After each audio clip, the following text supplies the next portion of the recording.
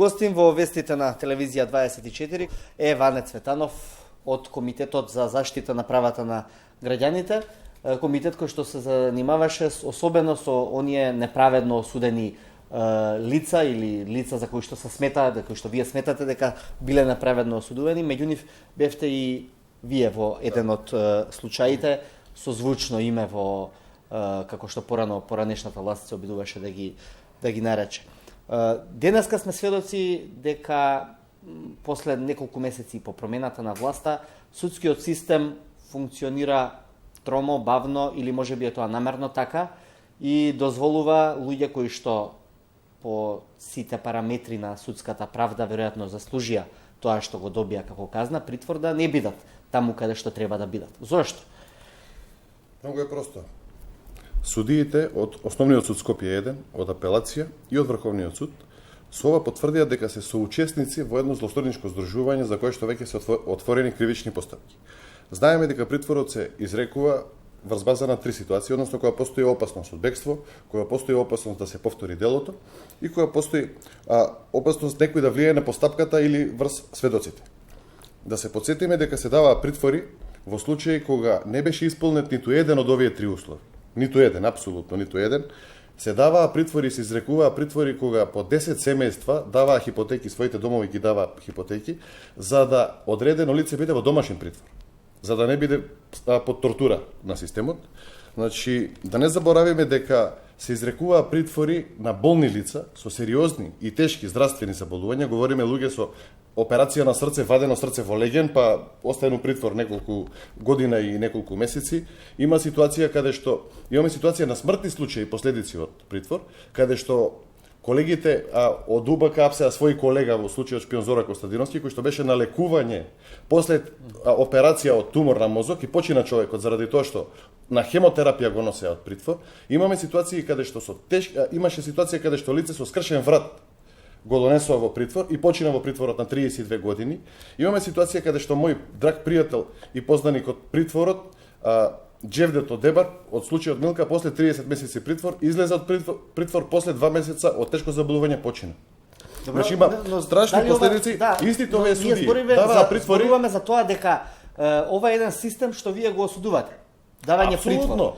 Давање притвор без причина, без докази и чување луѓе по 3 години, по 4 години. Македонската јавност, правната јавност, сите. Поради тоа беше и оној слоган нема правда, нема мир, меѓу другото. Така. Но сега кога нема притвори, што значи тоа? Дека истиве судии што одлучуваат тогаш и сега ги сменија аршините и сега одлучуваат по правото или пак се политички инструирани? Апсолутно ги сменија аршините од една страна, но од друга страна дефинитивно се политички инструирани, затоа што некој успеал да ги подкупи или уцени и да ги принуди да станат соучесници на едно тешко злосторничко здружување кое што направи сериозни злодела врз своите граѓани, врз целокупниот народ. Република Македонија беше жртва на режим, а режимот беше спроведуван преку правосудниот систем. Имаме 10.000 притвори за 10 години, од кои што според проценките на Сдружение Зелена лупа 8.000 биле неосновани и немало потреба од притвор, затоа што се сетиме случајот Шипович, еве на пример. Човекот тргна од Америка, се враќа кон Македонија да се пријави пред правосудните органи, овие со специјалци го апсат по наредба од суди од истиот суд, го апсат од аеродром и го носат во притвор. Значи имало ситуации каде што луѓето молеле да се појават пред правосудните органи, за разлика од денешни век, каде што се потврди дека се дадоа во бегство. Целата македонска јавност знаеше дека учесниците во овие случаи, каде што се обвинети од специјалното јавно обвинителство, се сериозни злосторници, затоа што пред се овие луѓе беа левата и десната рака на Сашо Мелков. Говориме за Тони Јахимовски, за Горан Груевски. Овие луѓе ги креираа политички креираните процеси во Република Македонија. Без разлика, во ред. Но говориме за кој калибар на луѓе станува збор. Станува збор за моќни луѓе кои што позади себе имат направено огромни злодела, ги имат окрвавено своите раци и лакти до овде од уништување човечки судбини, од смртни случаи кои што произлегле заради нивната работа, односно монтирање случаи, умирале луѓе во притвори, затвори или членови на нивни семејства, лица кои што беа во притвор не беа пуштени да се збогуваат со своите родители кои што починале од мака.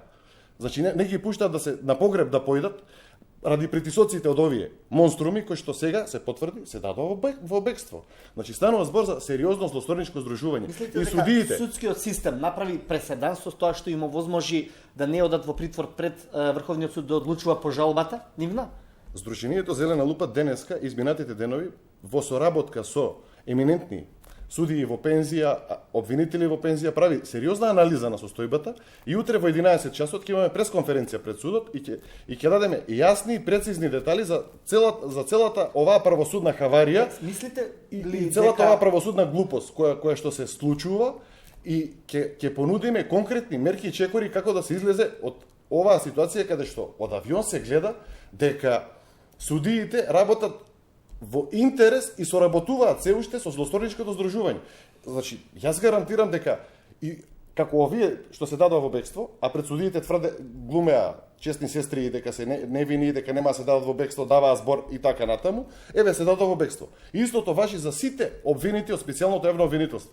Гарантирам дека секому од овие злосторници кои што знаат дека правеле злодела врз македонскиот народ, врз граѓаните на цела Република Македонија, врз сите етнички заедници, знаат дека правеле злодела, знаат дека се виновни, знаат што правеле, знаат дека украле милиарди, 8 милиарди евра се исчезнати од државата. Мислите дека знаат дека доколку се соочат со притвор ќе избегаат? Треба да одговараат за ова што се случи со овозможувањето да се решава по нивната жалба после неколку часа од изрекувањето на мерката. Судиите имат тоа им дозволија 3 часа за да избегаат од државата? Судиите намерно, свесно направија пропусти и соучествуваа во бегството кој што се случи.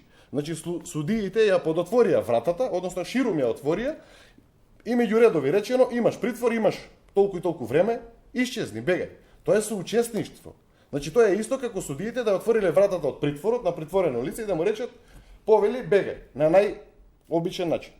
Судиите тоа го направија, тие се соизвршители во целата оваа работа. Но говориме за сите судии, од судијата на претходна постапка до судиите од кривичен совет во Скопска единица, понатаму судиите во апелација, па до судиите во Врховен суд.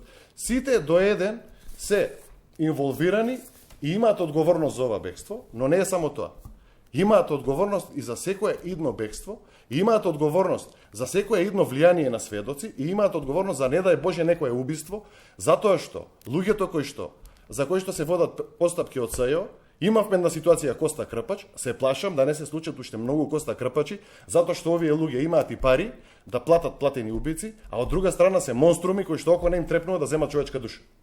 Добро, како треба да постапува МВР при овој случај, при едни вакви индиции за постоење на серија на кривични дела како што вие наведувате?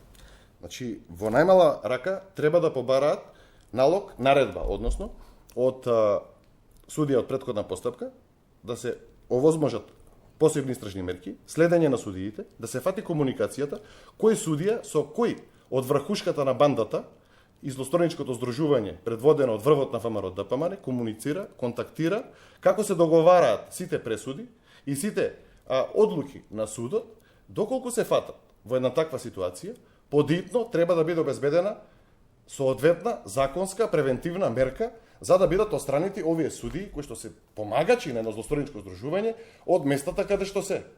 Од друга страна, Министерството за внатрешни работи има право било кој граѓанин да го приведе 24 часа да биде задржан во станица, па да го распрашаат убаво со кого контактирал, како контактирал, имаат право да извадат телефонски листици, да ги видат конекциите, да видат кои се причините. Од друга страна, тој веќе направил кривично дело. Имаат право да поразговараат кој бил мотивот да направи преседан после 30 години кариера или 20 години кариера, не е важно, прв пат да направи преседан во околности кога се работи за вака исклучително опасни личности.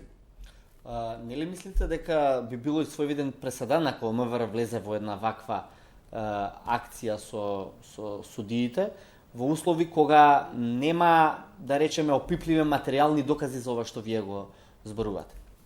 Освен предпоставки. Не е акција, туку е обичен разговор. МВР може да спроведе обичен разговор со нив. Значи не мора да ги апси со лисици, може да ги повика во станица. Може да ги повика и да поразговара со нив. Можете од специјалното евно обвинителство дури да ги повикаат и да поразговараат со нив во својство на осомничени лица. Бидејќи после ова тие дефинитивно влегоа во категоријата на осомничени лица, затоа што постои мотив и постојат последици од она кој што тие го направиле, што ги пречекориле своите овластувања или со тоа што на некој начин можеби ја злоупотребиле својата положба.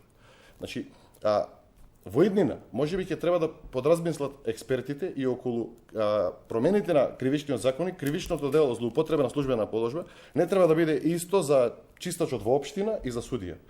Злоупотребата на службената положба од страна на судија е страшна работа и мора да биде ставена во посебна категорија со цел да се превенира идна злоупотреба во некое идно време, со цел да се создадат услови за и гаранции за нормализирање на состојбите во државата, да дојдеме до едно поправично општество каде што ќе можеме да веруваме во правото и како што рековте, кога ќе исчезне потребата од паролата нема правда, нема мир. Како мислите дека овој судски преседан што сега се случи ќе се одрази на работата на специјалното јавно обвинителство во наредните случаи? Дали можеме да очекуваме потполно иста реакција на судиите практично при сите нивни работи? Оваа состојба пред се е во раците на специјалното јавно обвинителство во моментов. Во моментов тие имаат сега џокер во рака. Тие јасно и гласно потенцираа пред судот дека постои опасност од бегство. Поднесува докази за сериозни сомненија за кривично дело, поднесува обвиненија, инсистираа на притвор, затоа што веројатно имале информации дека ќе се дадат лицата во бегство, не било тоа сигурно на памет. Судот соучествуваше со злосторниците и ете го резултатот, имаме последица, двајца сериозни, тешки, опасни криминалци, кои што имаат моќ и влијание, веќе се во бегство и може да направат било какво потешко кривично дело во состојба на оче и во состојба на обид да си спасат сопствената кожа.